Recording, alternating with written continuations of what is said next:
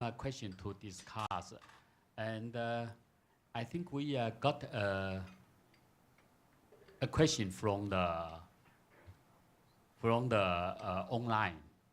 Should we continue to receive COVID-19 vaccine? Yes. There are vaccines which you have one shot and it's protective for life. Measles, mumps, rubella, vaccines such as this. We do not have vaccines which can be even close to that in COVID-19. The vaccines have been a huge advance and saved millions of lives literally around the world. But that protection is not ongoing. That is not long-lasting. We do have an issue of how we assess protection. We often assess it serologically, looking at the antibody levels. The serological response is really important to protect us against infection, but actually what's equally, if not more important to protect us against severe disease and hospitalization are actually the T-cell responses. And we don't actually have a way of assessing that. So exactly how long a vaccine provides protection depends on the host, the person receiving the vaccine, but also we don't have good tests. What we do know, though, you wait long enough, you become prone to infection, severe disease again. So yes, if it's offered, have it. And Andrew, for a question, follow the yes. Then Taiwan is currently going through a wave driven by the inverse 1.8.1 variant. In terms of future vaccines, what would you advise? For example, select LP 0.8.1 or KP.2, or continue the JN1 based vaccine? That's a very good question. It's actually quite a hard question to answer.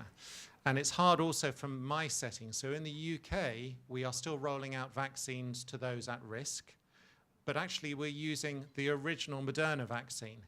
Why are we doing that? Because the UK purchased huge amounts of the Moderna vaccine, and it's sitting there waiting to be used. Now, am I that bothered by that? If you look at the data, if you really drill down in the data, I'm not so worried. So the original vaccine will give you protection up to there.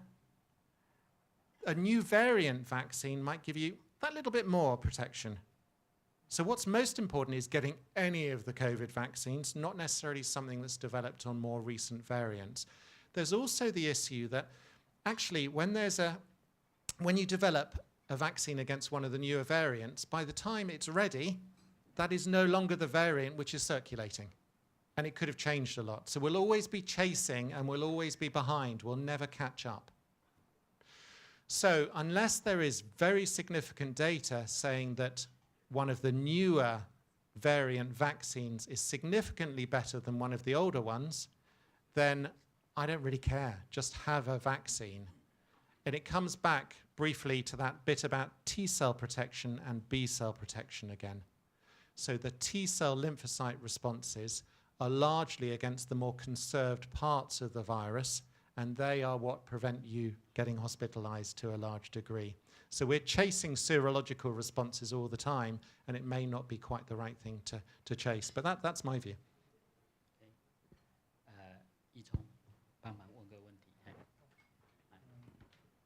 I have a question to Professor Yang. What is your clinical practice about the use of the new antiviral drug in Taiwan, Ensitrevir?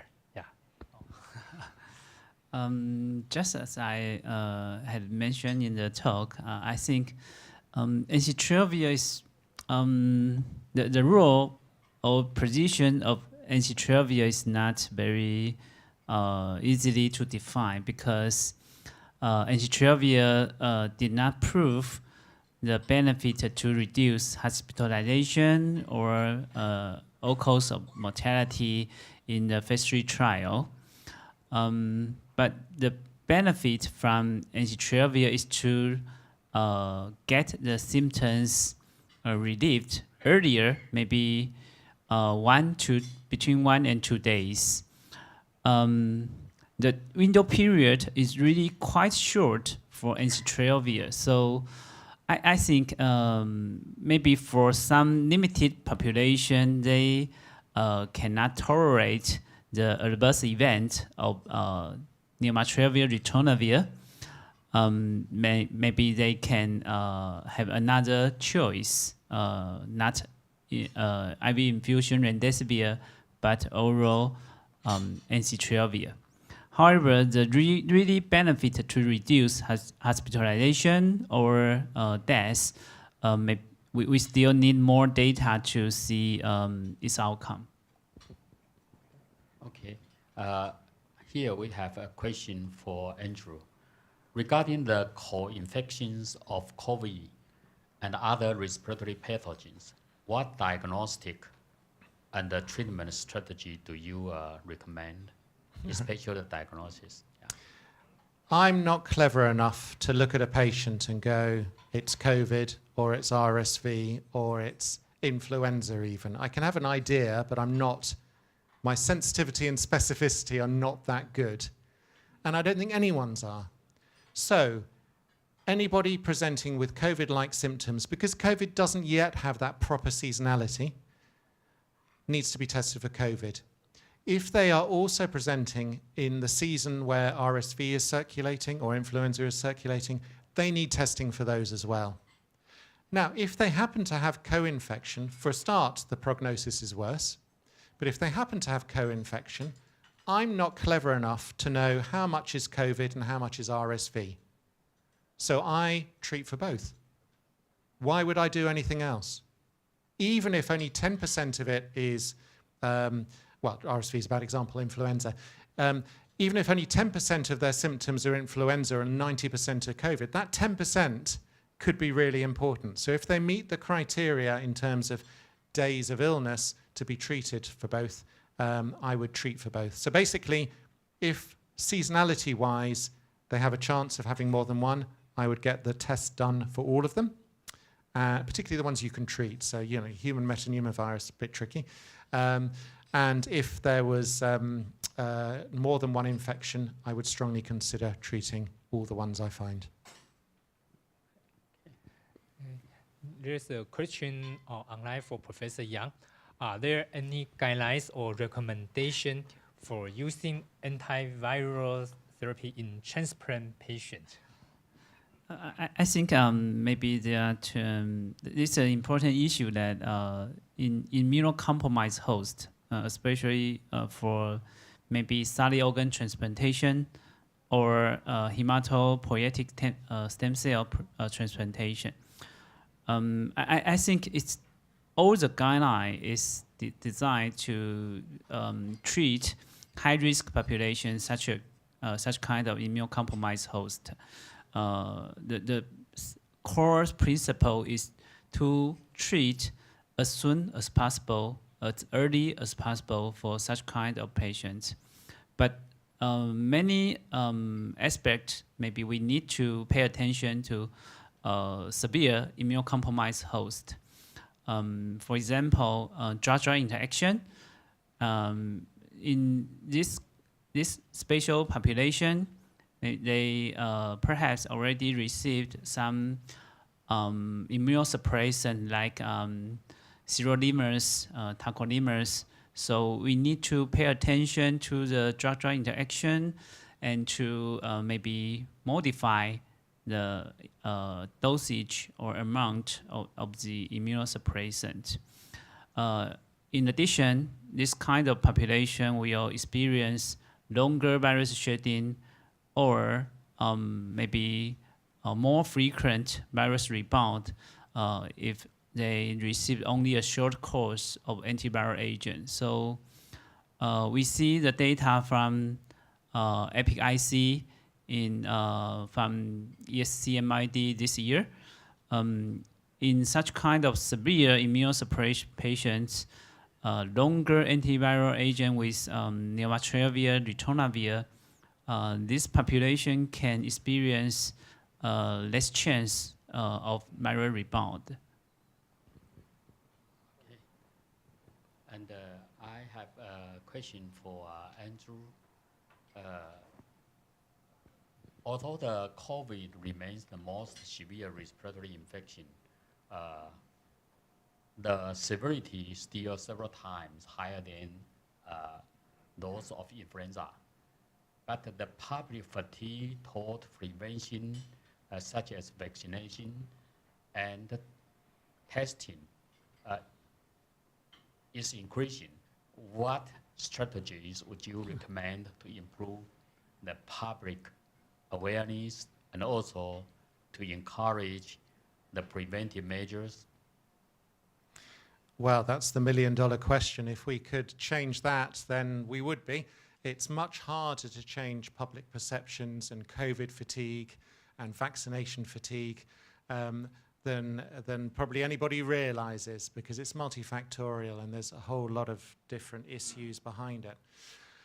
I think it's slightly different whether we're talking about vaccination or whether we're talking about treatment. I think if we're going to try and encourage the right people to have the vaccines rolled out, then we actually need to be much better at giving the data that we look at of how many cases there are, how many people end up on intensive care, and putting it in terms they understand, so someone they relate to. So they can go, well, that person's like me, and I know that they can end up on ICU, but it's prevented by an infection. And so I think we can do a better messaging in terms of vaccines. There may be issues about how easy it is to access vaccines as well, and I don't know in your setting that case. The diagnostics, actually, I think everybody in this room has a real role here.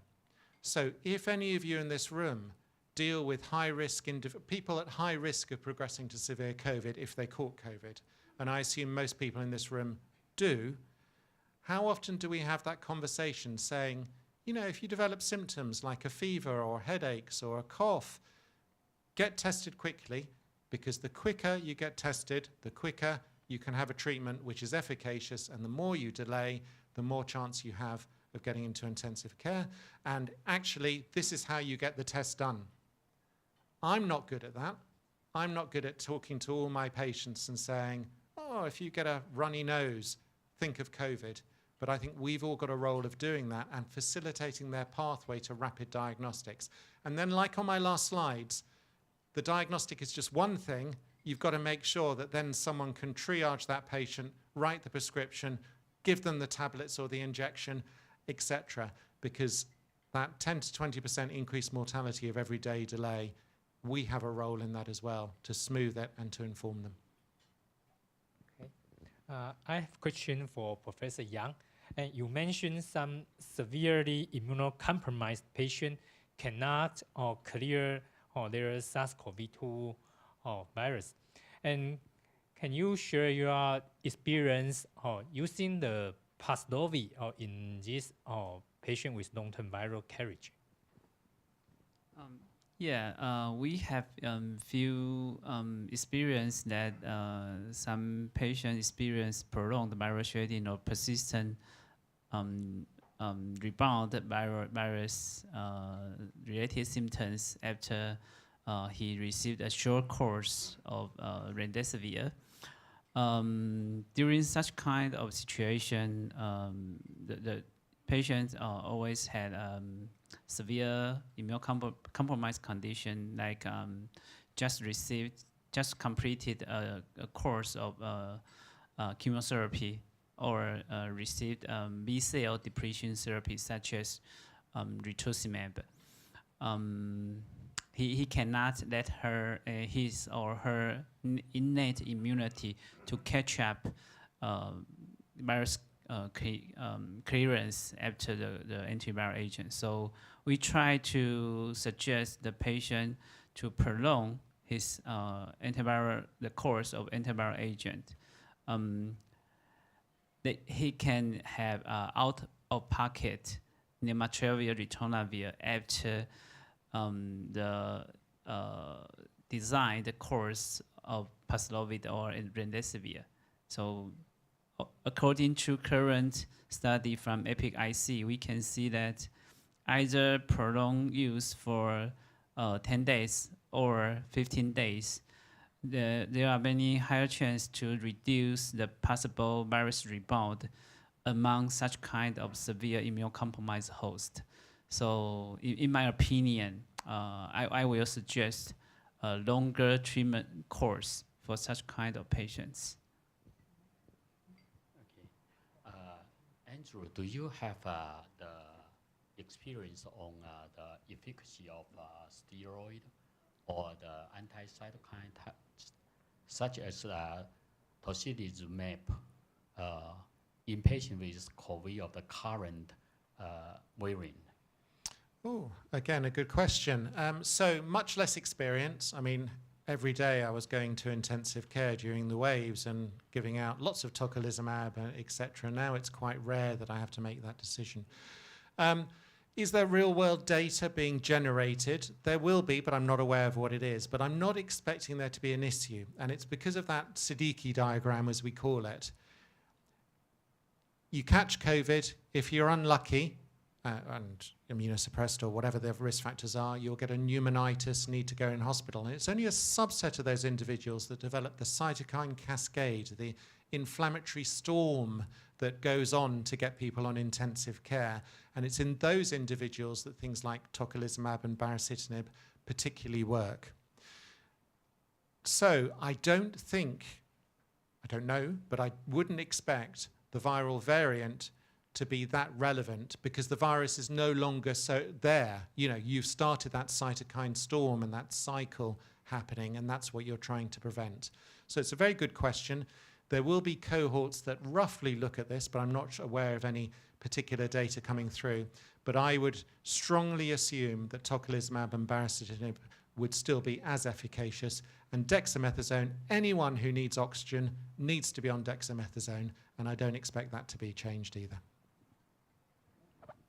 It's an online question for Professor Yang. If a patient first receives Paxlovid from outpatient clinic, should remdesivir be given after hospitalization during the same course? In such kind of situation, I think my answer will be yes. We have seen many such kind of condition or situation in the large outbreak in 2022. Some patients already received Paxlovid in outpatient clinic, but one day later he turns out severe disease, desaturation, so he came to our emergent department. So in such kind of condition, we follow the treatment guideline. We use remdesivir for severe disease, including dexamethasone, maybe tocilizumab, or baricitinib for immunomodulation in severe disease. So maybe the condition is not very easily or frequently seen after using Paxlovid. But in the very early stage, sometimes we still see the condition like the question raised to develop severe disease after 1 day or 2 days oral Paxlovid. I think remdesivir could be used because the data suggests even in primary phase of the disease course, we can use remdesivir plus immunomodulation to help the patient to get improved. Andrew, I ask you, in the real world, how often, because in different countries they are different, how often the patient with risk factors to develop severe illness at this stage, if they got the COVID, and in that country or in the overall in the world, how many percentage will get the Paxlovid for treatment? Oh, right, okay. I don't know exact data, but it's a fraction of those that should get it. If you look at the data is strong. If you have those risk factors for progression, then you should, and you're within the 5 days or 7 days, you should receive an antiviral 5 days for Paxlovid. My gut feeling is in most areas, it is anywhere between 10 and 25% of people who get it who should be getting it, which means a large proportion of people are not. There will be variation within that. So people who are on cancer chemotherapy, solid organ transplant recipients, etc., are generally more aware, and I would think the rates there were above 50%, as long as there's not drug-drug interactions or some problem to get in the way. But if we take asthma, chronic lung disease, diabetes, etc., it is a fraction of those that would benefit. So we don't do a very good job globally or in any particular place I've been to, including in my setting in the northwest of England. Okay. A question from the online. Are there any method or tools available to help predict the development of COVID pandemic over the next 6 months? Oh, I wish there were. That would make life a lot easier, wouldn't it, if we could predict it? No, a lot of this is like a roll of the dice. It is just unknown. So I've already said, you know, the fact that, generally speaking, Omicron is less pathogenic than some of the earlier viral strains is, I think, luck. It isn't anything else. We've just been lucky. And that luck might run out. So can we predict over the next 6 months? Absolutely not, because it's another roll of the dice.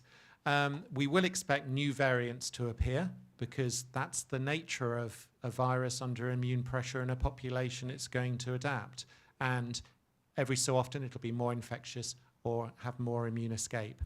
I think the key thing from my point of view, which we're no longer good at, is having sentinel surveillance. So when a particular strain, variant of concern appears, are we tracking it? Are we tracking its pathogenicity well enough? And I think in a lot of settings, we're no longer really set up for that.